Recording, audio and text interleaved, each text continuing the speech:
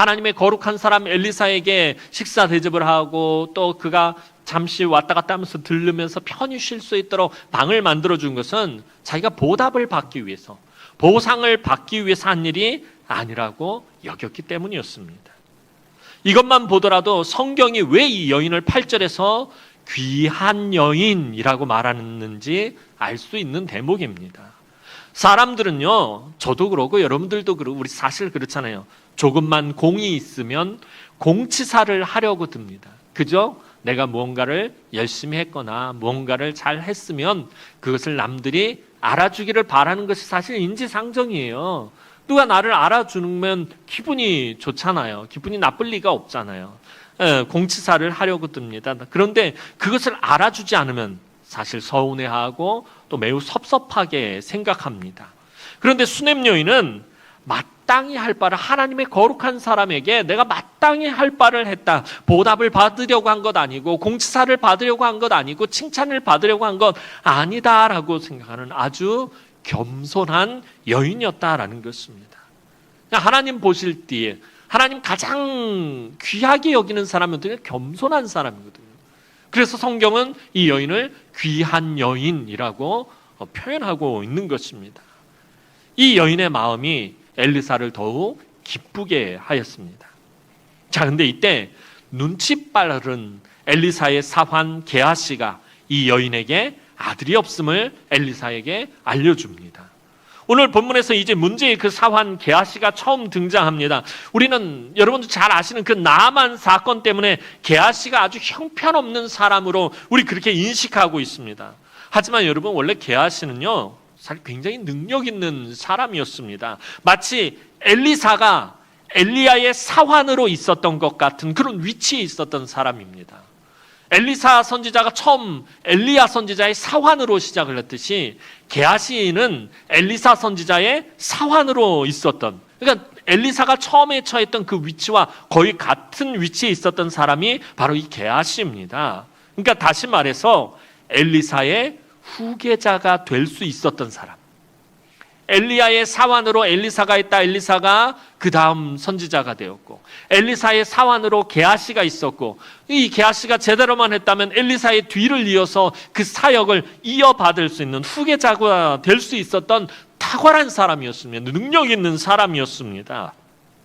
오늘도 본문을 보면요, 매우 눈치가 빨라서 필요한 것을 정확하게 집어낼 줄 아는 모습을 보게 됩니다. 엘리사는 어떻게 보면 약간 맹한 구석이 있어요. 이 여인에게 그렇게 귀한 대접을 받고도 이 여인에게 뭐가 필요한지 잘 모르는 거예요. 그런데 게하시는 딱 보고 안 거예요. 이 여인에게 정말 필요한 것, 본질적으로 정말 이 여인에게 가장 궁극적으로 필요한 것이 무엇인지 그것을 짚어내서 자기 스승인 엘리사 선지자에게 알려줍니다. 하지만 나아만 사건 때 그가 엘리야와 엘리사의 길로 그만 가지 못하고 자기 욕심으로 망해버리고 말았다라는 거예요. 이 게하시라는 이름의 뜻은요, 휘둥그레게 커진 눈이란 그런 뜻을 가지고 있다고 합니다. 그런데 이게 무엇을 의미하냐면은 욕심에 찬 눈을 가리킬 때 쓰는 말이라고 그래요. 그러니까 뭔가를 되게 잘 봐요. 그러니까 오늘도 문제를 잘 짚어내요. 뭐가 필요한지 잘 찾아내요. 그러면서 동시에 자기의 욕심을 채우는 일에 또 잘 보는 그런 눈을 가지고 있음을 의미하고 있어요. 그러니까 이 게하시가 자기의 욕심만 잘 다스렸다면 아마 엘리사 선지자의 뒤를 이어서 훌륭한 하나님의 선지자가 될 수 있었을 것입니다. 그런데 자기 욕심으로 망하게 된 것이에요. 자, 어찌 되었든지 간에 이제 사환이었던 게하시를 통해서 엘리사는 수냄 여인에게 가장 귀한 선물이 무엇인지 알게 됩니다. 그리고 하나님의 영에 감동하여 그녀에게 아들이 있을 것을 예언합니다. 자, 16절 말씀 보도록 하겠습니다. 오늘 본문 16절 말씀입니다. 시작. 엘리사가 이르되 한 해가 지나 이때쯤에 내가 아들을 안으리라 하니 여인이 이르되 아니로소이다. 내 주 하나님의 사람이여 당신의 계집종을 속이지 마옵소서 하니라. 이스라엘 사회에서 예전에도 한번 말씀을 드렸을 거예요. 아이가 없다라는 것은 매우 큰 고통이었습니다. 대부분의 사람들이 큰 죄가 있거나 하나님의 저주나 형벌을 받아서 그런다라고 구약의 사람들은 생각했어요. 아이가 없을 때. 왜냐하면 구약에서의 핵심은 하나님께 복을 받았을 때 그 복이 자자손손 이어져야지 그 복이 진짜 복인 거예요. 그러니까 구약적인 개념에서의 복은요, 당대에 나만 누리는 복은 복이 아닌 거예요. 그건 진짜 복은 하나님이 나에게 주신 복이 내 아들에게로 이어지고 그 아들의 아들에게로 이어져야지 그 복이 참된 복이라고 구약의 사람들은 그렇게 여겼던 거예요. 그런데 이 사람이 지금 보면은 아까 본 것처럼 이 여인은 굉장히 큰 부자예요. 겉으로 볼 때는 큰 복을 받은 것 같은데 문제는 뭐예요? 게하시가 짚어냈죠? 아들이 없다라는 거예요. 그 복을 이어갈 사람이 없다라는 거예요. 물론 그 동네에서 큰 부자로 또 보니까 성품이 좋으니까 아마 많은 사람들에게 인정을 받았을지 몰라도 사람들이 보이지 않는 곳에서는 저 사람은 하나님 앞에 큰 죄가 있거나 하나님의 저주나 형벌을 받아서 그런다라고 그렇게 생각해 왔을 거예요. 여러분, 아브람과 사라, 또 삼손의 부모 엘가나와 한나, 사무엘의 부모였던 엘가나와 한나가 그러했습니다. 사라가 또 그러했던 것처럼 이 수냄 여인도 처음에는 그래서 받아들이기 어려웠습니다. 남편이 이미 나이가 많았고 자기도 아이를 낳을 형편이 되지 않았고 자기는 그냥 체념하고 지금까지 살아왔어요. 하지만 엘리사를 하나님의 거룩한 사람으로 알고 정성으로 대접했던 이 수냄 여인은 하나님의 큰 은혜를 누리게 되었습니다. 엘리사의 말대로 그녀는 1년 뒤에 아들을 낳게 됩니다. 이 아이는 이제 오늘 우리가 읽은 본문 뒤를 살펴보면 여러분들 오늘 돌아가셔서 열왕기하 4장을 한번 깊이 묵상해 보시기 바랍니다. 이 아이가 건강하게 무럭무럭 잘 자라납니다. 아이가 뛰놀고 말을 할 수 있는 나이가 된 어느 날 아버지가 일하는 밭에 왔다가 머리가 너무 아파서 엄마에게로 보내집니다. 근데 엄마의 무릎을 베고 누워있다가 그만 이 아들이 덜컥 죽고 맙니다. 수냄 여인은 당황하지 않고 침착하게 죽은 아이를 엘리사의 침상에 눕힌 후에 갈멜산에 거주하고 있던 엘리사를 향해서 달려갑니다. 수냄 여인은 엘리사에게로 나아가자마자 엘리사의 발을 붙잡습니다. 그런데 이게 사실은 당시 여인들에게 정숙하지 못한 행동으로 받아들여져요. 발을 붙잡는 것은. 그래서 게하시가 이 수냄 여인을 엘리사에게서 막 떼어놓으려고 합니다. 엘리사는 그런데 무슨 심상치 않은 일이 이 여인에게 일어났음을 직감하고 게하시에게 그냥 두라고 말합니다. 우리가 읽진 않았지만 27절 말씀 한번 보도록 하겠습니다. 자, 27절 말씀입니다. 시작. 산에 이르러 하나님의 사람에게 나아가서 그 발을 아는지라. 게하시가 가까이 와서 그를 물리치고자 하매 하나님의 사람이 이르되 가만두라. 그의 영혼이 괴로워하지만은 여호와께서 내게 숨기시고 이르지 아니하셨도다 하니라. 지금 이 상황에서 자기에게 참 자기를 굉장히 존대하고 세심하게 배려하고 큰 대접을 하던 이 수냄 여인이 갑자기 달려오더니 엘리사의 발을 끌어안는 거예요. 엘리사가 매우 당황합니다. 왜냐하면 하나님이 이 수냄 여인이 지금 당한 일에 대해서 자기에게 한 말씀도 알려주시지 않은 거예요. 아들이 죽었다. 자, 수냄 여인이 너에게 그렇게 너를 참 귀하게 섬기던 수냄 여인의 아들이 죽었다. 오면 네가 문제를 해결해 줘라. 하나님은 딴 때 같으면 그런 영감을 주셨을 텐데 아무 말씀을 안 하신 거예요. 근데 갑자기 수냄 여인이 달려와서 울면서 엘리사 선지자의 발을 붙잡는 것입니다.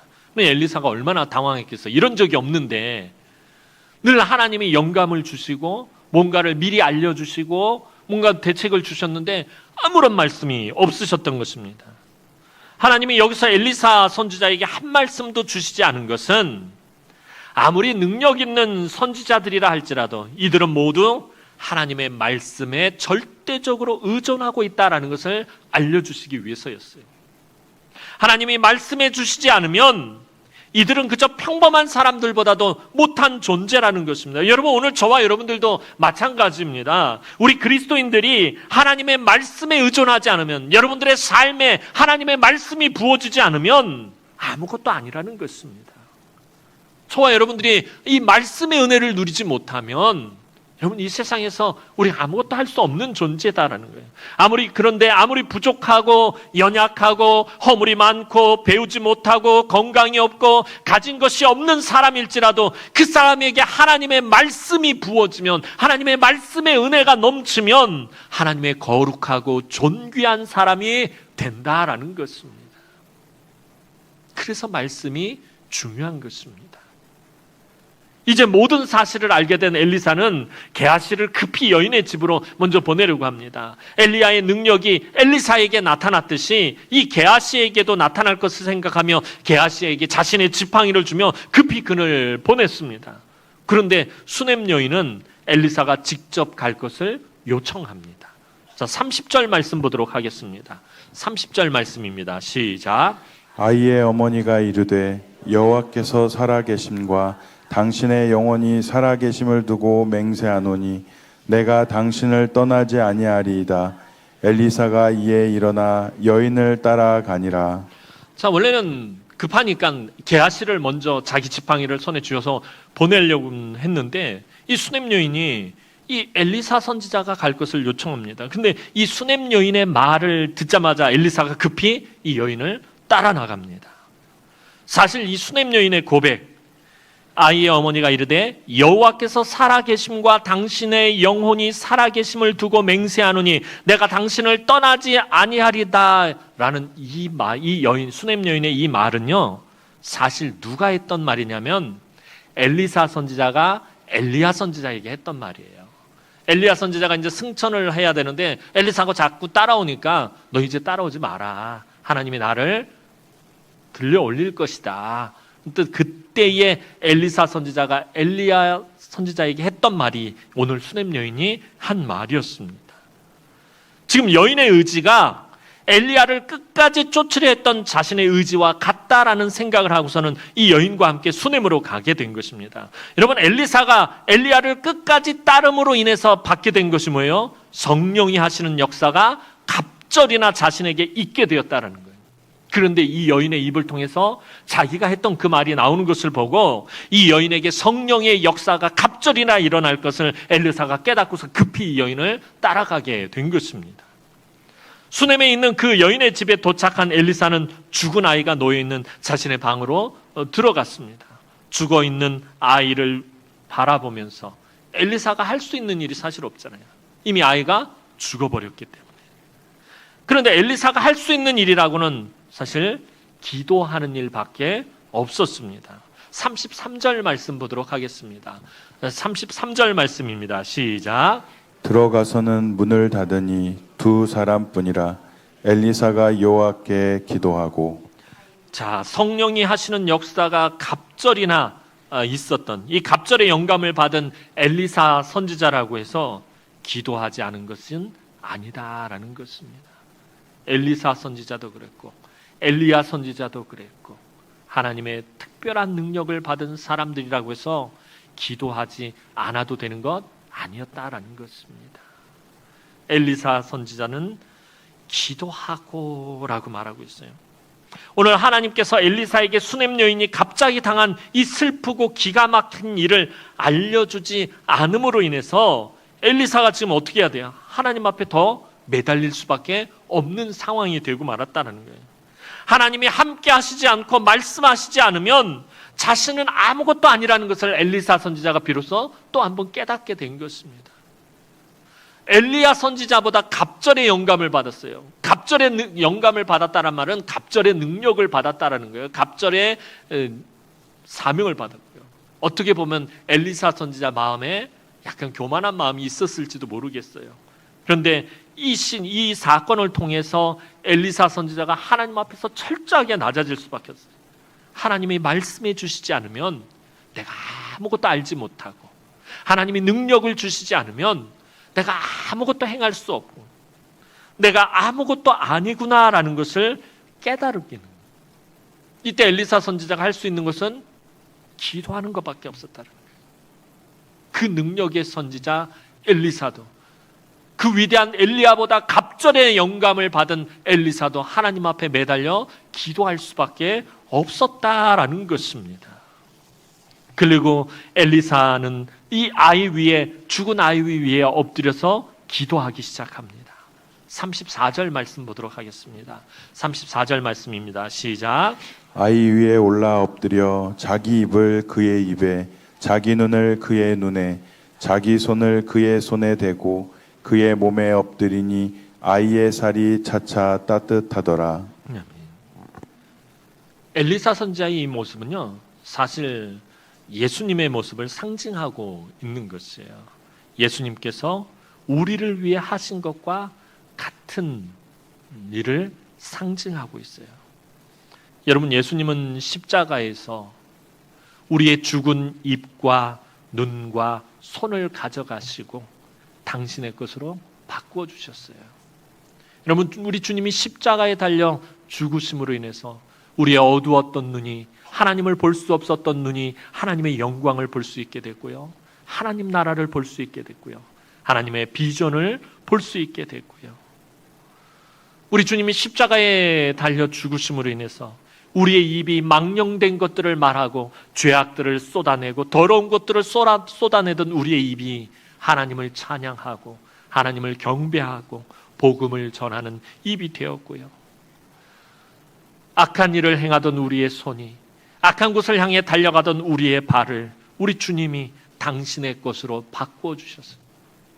복음을 전하는 자의 손과 발이 되게 하시고 하나님을 위해서, 하나님 나라를 위해서, 주님의 몸된 교회를 위해서 섬기는 손과 발이 되게 하셨다라는 거예요. 우리 심장에 예수의 피가 흐르게 하셨고요, 우리의 마음에 예수의 마음을 품게 하셨어요. 영원히 멸망받아서 죽을 수밖에 없는 저와 여러분들에게 생명을 주시고 살려내셨다라는 것입니다. 사랑하는 성도 여러분, 오늘의 사건까지 하나님은 엘리사가 엘리야와 비슷한 사건들을 계속해서 경험하게 하십니다. 엘리야가 사르밧 과부의 아이를 살림으로 죽음의 권세를 꺾었던 것처럼 엘리사도 수넴 여인의 아이를 살림으로 죽음의 권세를 꺾게 하셨어요. 그뿐만 아니라 하나님은 엘리야를 통해서 사람의 필요를 채우시고 고통과 아픔을 치유하신 것처럼 엘리사를 통해서도 사람들의 필요를 채우고 위로하시고 회복하시는 분임을 오늘 본문은 우리에게 강조하고 있습니다. 엘리야와 엘리사를 볼 때 무엇을 볼 수 있어야 하냐 하면 우리 엘리야의 스토리와 엘리사의 스토리를 통해서 하나님의 모습을 볼 수 있어야 된다는 거예요. 여러분, 하나님은 아픔과 슬픔이 있는 곳에 위로와 치료가 있게 하시는 분이세요. 부족함과 결핍이 있는 곳에 풍성하게 채우시는 은혜가 있게 하시고 고통의 소리에 귀를 기울이시는 분이시며 하나님의 사람을 그 통로로 사용하신다라는 것을 알려주고 있습니다. 오늘 저와 여러분들이 살아갈 때 삶에 여러 가지 힘들고 어려운 일을 만날 때 하나님 그것을 방관하시는 것이 아니라 다 지켜보시는 거예요. 아픔과 슬픔을 위로와 치료하시고 부족함과 결핍을 채워주시려고 하고 우리의 고통의 소리에 귀를 기울이시고 응답하시고서는 그리고 하나님 일하시고 역사하시는데 어떻게 일하고 역사하십니까? 하나님은 사람을 통해서 일하시고 역사하셔요. 그 사람을 통로로 사용하신다는 거예요. 엘리야와 엘리사를 통로로 사용하신다는 거예요. 오늘 이 자리에 예배하러 나온 여러분이 바로 그 은혜와 위로와 치료와 축복의 통로로 부름을 받은 분들인 줄로 믿으시기 바랍니다. 지난번 금요기도회 때 말씀드렸던 것처럼 여러분, 오늘 이 자리에 나와 예배하고 아까 우리 예배 드리기 전 설교하기 전에 막 서로 환하게 웃으면서 인사하고 축복해서 서로 아무런 문제가 없는 것 같고 참 잘 살다가 오늘 이 여인의 고백처럼 내가 백성 중에 거하나이다, 지난 일주일 동안 아무 문제 없이 잘 살다 나온 것 같이 보이지만 사실은 지난 일주일 동안 힘겨운 삶을 살다 다 나오신 거잖아요. 지치고 고단한 몸으로 나왔을 거예요. 우리가 생각할 때 그럴 거예요. 저 권사님은 참 잘난 남편 만나서 아무런 걱정 없이 잘 살겠다라고 생각하지만 사실은 그 속이 썩어 문드러지는지 아무도 모르는 거예요. 어떤 고민이 있고 어떤 괴로움이 있는지 모른다라는 거예요. 전에도 말씀드렸지만 여러분, 잘 사는 사람들이 아무런 걱정, 근심 없을 것 같죠? 삼성 이재용 회장이 정말 아무런 걱정 없이 살아갈 것 같죠? 재산이 수십조 원인데. 여러분, 많이 가질수록 많이 걱정하고 많이 근심하게 됩니다. 삶의 무게가 그만큼 무겁기 때문입니다. 저 사람 아무 걱정 없이 살 것 같다라고 생각하는 그 사람, 사실은 가장 무거운 짐을 짊어지고 살아가는 거예요.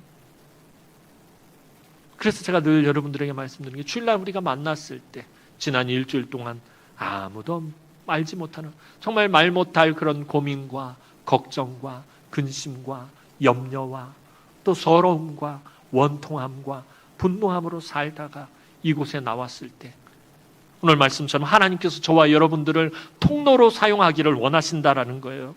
은혜와 위로와 치료와 축복의 통로로 사용하기를 원하신다는 거예요. 하나님 일하시는데 여러분을 불러서 여러분을 통해서 일하시기를 하나님 원하신다라는 거예요. 내 사랑하는 성도가 지난 일주일 동안 지치고 곤고한 삶을 살고 왔을 때 다른 성도들을 통해서 그를 치유하고 싶으신 거예요. 너무나 괴로운 삶을 살다 왔을 때 또 다른 성도들을 통해서 그를 위로하고 싶어 하시는 거예요. 지난 일주일 동안 아픈 삶을 살다가 왔을 때 또 다른 성도들을 통해서 그를 치료하시고 싶으신 것이에요. 그래서 저와 여러분들을 이 자리로 불러내신 것입니다. 그러니 저와 여러분들 오늘 그냥 와서 예배만 드리고 가는 것이 아니라, 나만 은혜 받고 가는 것이 아니라, 하나님이 오늘 나를 왜 이 예배 자리로 부르셨는지, 왜 이 남은 교회로 부르셨는지, 내 주변에, 내 이웃에, 내 곁에 있는 성도들 가운데 아픈 사람 없는지, 걱정 있는 사람 없는지, 슬픔 있는 사람은 없는지, 위로가 필요한 사람은 없는지 살펴보시고 여러분들이 그 통로가 되어야 한다라는 것입니다. 바로 그런 목적으로 저와 여러분을 하나님은 부르셨기 때문입니다. 이제 그 부르심의 목적대로 여러분들 섬기고 헌신하셨으면 좋겠어요. 주일날 교회 와서 여러분들, 제가 늘 말씀드리는 것 중에 하나가, 우리가 말을 항상 조심하자라고 그러잖아요. 상처 주고 아픔을 주고 이런 말보다 위로해주고 격려해주고 보듬어주고, 관사님 지난 한 주 동안 잘 살았어? 괜찮았어? 아프지 않았어? 외롭지 않았어? 위로해주고 보듬어주고 안아주고 품어주고. 하나님은 여러분을 통해서 그렇게 하고 싶으신 것이에요. 그게 여러분이 하시는 것이 아니라 성령님이 그렇게 하시는 거예요. 내가 아픈 사람을 어루만져 주는 것, 여러분 내가 하는 것 아니에요. 성령님이 여러분들이요 하게 하시는 거예요. 금요기도회 때 말씀드렸잖아요. 정말 삶의 형편과 처지와 상황이 너무나도 힘들고 어려운데 우리 입에서 찬양이 나오는 것, 내 힘으로 할 수 없어요. 성령께서 찬양하게 하시는 것이에요. 고난과 고통 가운데 있을 때 기도하는 것, 내 힘으로 할 수 없어요. 성령께서 기도하게 하시는 것이에요.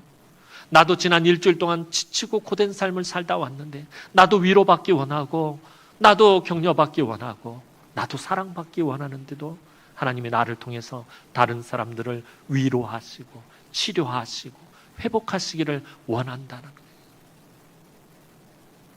엘리사와 같이 여러분들을 그렇게 사용하시기를 하나님 원하신다는 것입니다. 오늘 우리 남흥의 성도들이 서로가 서로에게 그러한 자들이 되었으면 좋겠어요. 위로와 치료와 은혜의 통로가 되어주셨으면 좋겠어요. 교회 왔다 예배드리고 가면서 상처받고 가는 것이 아니라, 지적받고 가는 것이 아니라, 책망받고 가는 것이 아니라, 꾸지람을 듣고 가는 것이 아니라 위로를 얻고, 내가 장로님을 통해서 격려받고 힘을 얻고, 내가 권사님의 기도를 통해서 내가 정말 마음에 맺혔던 것들이 막 풀리는 은혜들이 나타나고, 집사님과의 그 교제들을 통해서 주일날 와서 예배드리고 또 식당에서 식탁 교제를 하면서 그 하나님의 은혜가 우리 성도들의 교제 속에서 충만했으면 좋겠습니다. 여러분, 세상에서 살아가는 건 힘들잖아요. 고단하잖아요. 교회에 와서까지 여러분, 우리가 뭐 피곤하게 할 게 있겠습니까? 여러분, 신학적으로 크게 문제가 없는 한, 윤리 도덕적으로 문제가 없는 한 그냥 넘어가세요.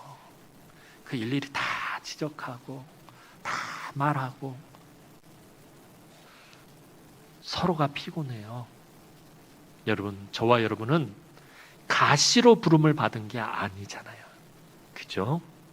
저와 여러분들은 예수님의 손과 발이 되고 예수님의 눈과 입이 되어서 예수의 심장을 가지고 서로를 섬기고 헌신하고 이곳에서 서로 힘을 얻어서 이 험한 세상에 나가서 예수의 복음을 전하기 위해 부름을 받았어요.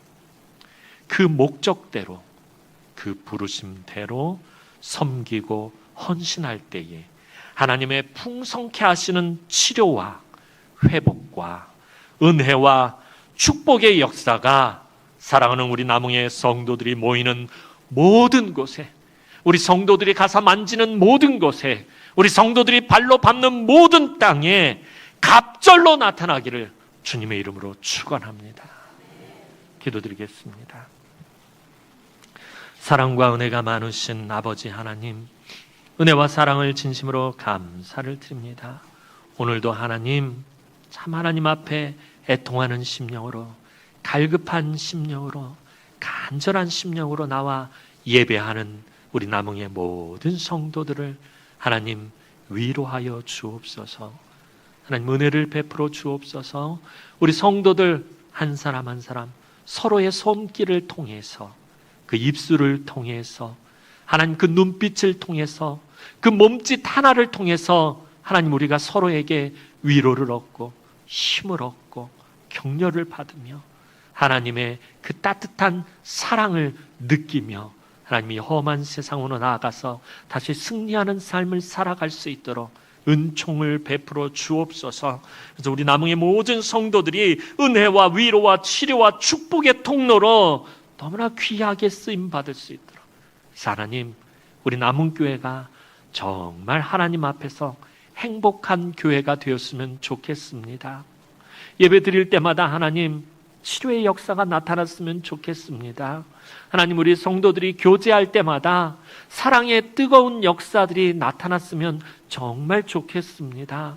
그래서 하나님, 우리 교회가 정말 하나님 앞에서 이렇게 귀한 통로로 끝까지 쓰임받을 수 있도록 하나님 축복하여 주시옵소서. 감사를 드렸고 예수님의 이름으로 기도하옵나이다. 아멘.